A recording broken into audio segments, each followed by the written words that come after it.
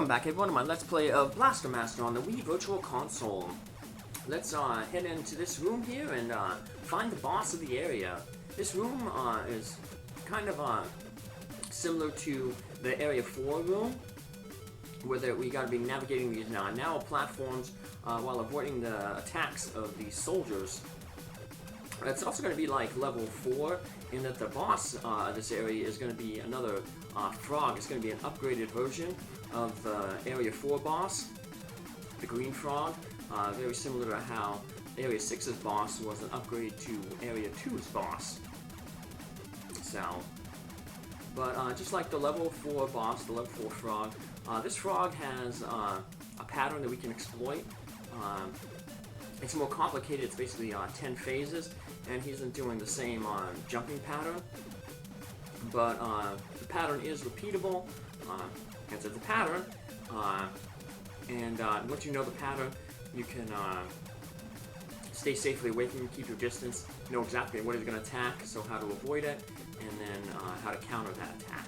So I actually wrote the pattern down, so I had like a little cheat sheet off to the side as I was playing, so I can know where he was in the pattern and what he's about to do.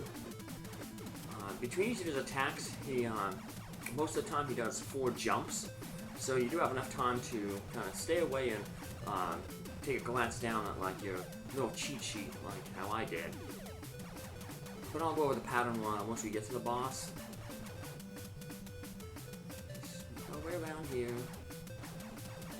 Sometimes these soldiers get stuck. If they get stuck, just kind of inch your way toward them, and they'll start moving on their own. The AI gets stuck for a little bit there, but then they kind of respond to your movements. So the main thing is just go nice and slow, creep your way forward, tap dodging your way. Anytime you can attack an enemy on a platform that you're not on, take advantage of that. That platform on the right, we're going to have to walk up that eventually. So if we can take out the enemies right now while we're safe on the left side, we don't have to worry about them when we go up the right side.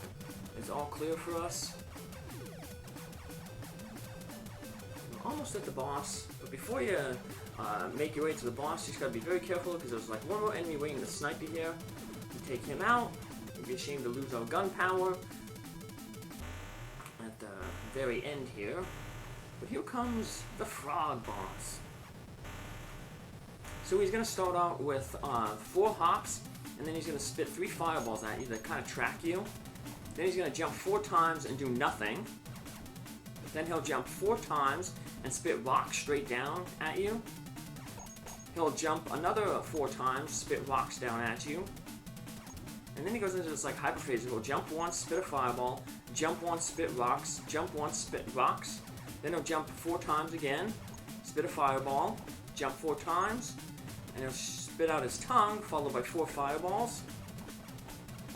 And then he'll jump 4 times, and he'll just spit out his tongue. That's the best time to damage him there, when he does his tongue. You get really close to him, that's when you can also drop some grenades into his mouth.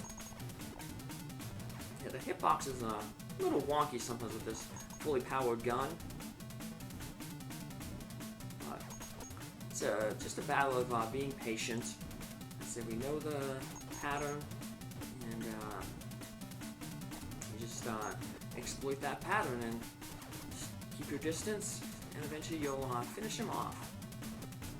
4 is the magic number for hops. He always does 4, except for after doing nothing. He'll do 5 hops, and then after he goes into that, after he spits the second group of rocks, he goes into the crazy phase where he just does 1 jump.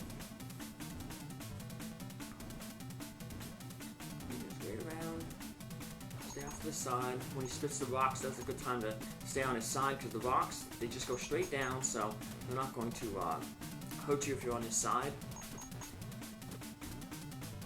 Pick our shots. I say, if you get hit, or you need to, or you didn't get to him with full gun power, just take the boss slow and wait for that tongue pattern, and that's when you can hit him with the grenades. The first time he shoots his tongue out, You don't want to get too close to him because then he spits those fireballs.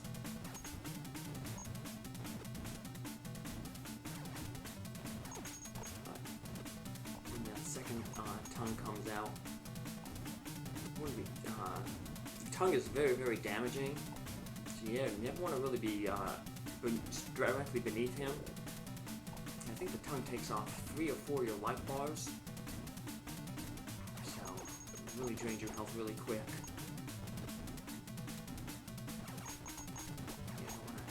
Go through all this and then end up getting hit at the very end and losing all this. You have to repeat. Yeah, if you lose to a boss, you basically start back inside the boss's room. You'll be at full health, but your gunpowder will be basically at nothing. And if you lose all 3 of your lives, then you have to start back over. You have to continue and start back over at the beginning of the entire area outside with the tank. So yeah, don't play safe. Don't be dangerous and risk losing all that time. Like I said, this one you gotta basically beat on your in one sitting. Future games have save systems or a password system, so you don't have to do it all in one sitting, but good welcome addition. This guy, being the first one in the thing, still had some kinks in it, so. Like I said, you saw recent resurgence in popularity. Like I said, all these retro games are kind of making a comeback. They're being remade, redone. And this game was redone. Blaster Master 0 and 0, 1 and 2. There was another WiiWare game, Blaster Master Overdrive, but apparently it didn't really get good reviews. I've seen somebody play it though. Apparently it has bad play control. I have a tongue. Oop, got hit by the tongue there and lost 3 things of life. So yeah, I'm getting a little impatient there, but whew, finished him off there with the grenades. And we get the Wall 2, which allows us to crawl along the ceiling. To head on back to Area 3. Got a lot of backtracking to do. Now, even though we can crawl on ceilings and you pretty much get anywhere with the tank now, we're still going to want to get some hover, because in Area 8 there's these kind of tricky jumps where you gotta go over a bunch of spikes.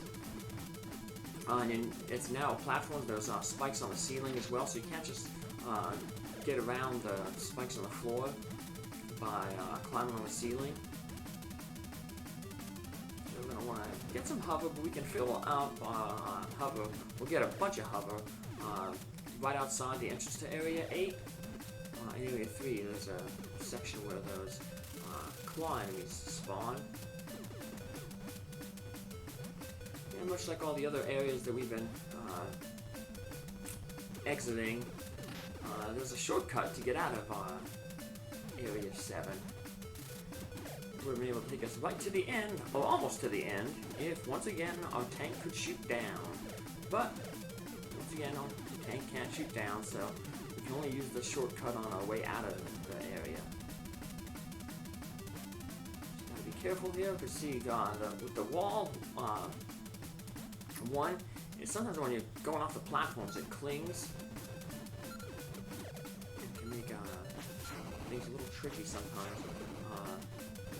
You just want to usually jump a little bit before you get to the edge of a platform. So it's very sensitive. Sometimes you think you're jumping right before the edge of the platform, but your wheel will grab onto the edge and pull you around. So, and here's where we're going to get to our shortcut area. We're just going to climb up here. There's going to be some mud in the center there, and that mud we can shoot through. We can hop up, and that takes us back to the first room in the area. So all we got to do is climb up and to the left, and we will be back into Area 2.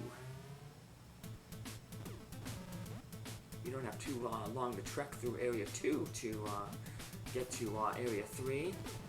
So, we won't be doing, even though we have a short trek, we will be spending some time trying to get some hover.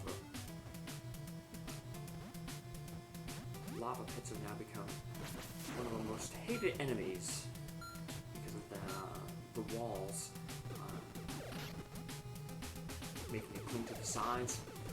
It'll pull you into the lava, and the lava slowly drains your health, or quickly drains your health. And you basically gotta tap A twice. First time to disconnect yourself from the wall, and then again to jump off. Very annoying. It's also annoying to see that sometimes the homing missiles, they don't home in on things very low to the ground. So a lot of times you're going to have to jump and then use your homing missiles to hit these slugs of the mines. It's really important in Area 8 because the slugs start seeing a resurgence in that area. Let's head on into Area 3. And in 2 rooms, we're going to get to that area where the entrance to Area 8 is, and also where we can kind of fill up our hover. Like I say, we won't spend all our time filling up the hover, but the problem with filling up the hover is those enemies, they're really hard to hit, as I pointed out earlier, and if they take off too much of your power, you're gonna want to go to Area 8 with a full power in your tank, because there's a lot of things where you can't really avoid damage. And then there's also some rooms where it makes more sense just to take damage. There'll kind of be like a built-in shortcut where there's like spikes floating in the ground or in the air, and if you just jump through the spikes, you can skip like an entire room. You'll take 1 damage from the spikes, but you'll probably save damage in the long run. Because rather than navigating an entire room and a bunch of enemies, you can just instead take a shortcut through the room by getting hit once with the spikes. Once again, the control's a little weird as you're wrapping around on things. And these enemies, these claws, if they hit you, they will knock you off from whoever you're holding on to. Which is bad because we're going to have to climb across the ceiling to get to where we want to go, to get to the entrance to Area 8. Just head down here a little bit and try to farm a little bit more hover. These guys don't want to spawn when you want them to. Just gotta drive back and forth. Eventually they'll start appearing. Right when you don't want them to appear. And tricky guys. I can't believe I'm missing them so bad. But there we go. Some more hover. Look at that other hover up there ain't disappearing on us. Ah!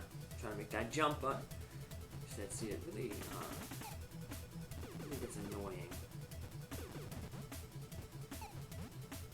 Let's start getting across. I think we have enough hover, plus we're gonna get this one here.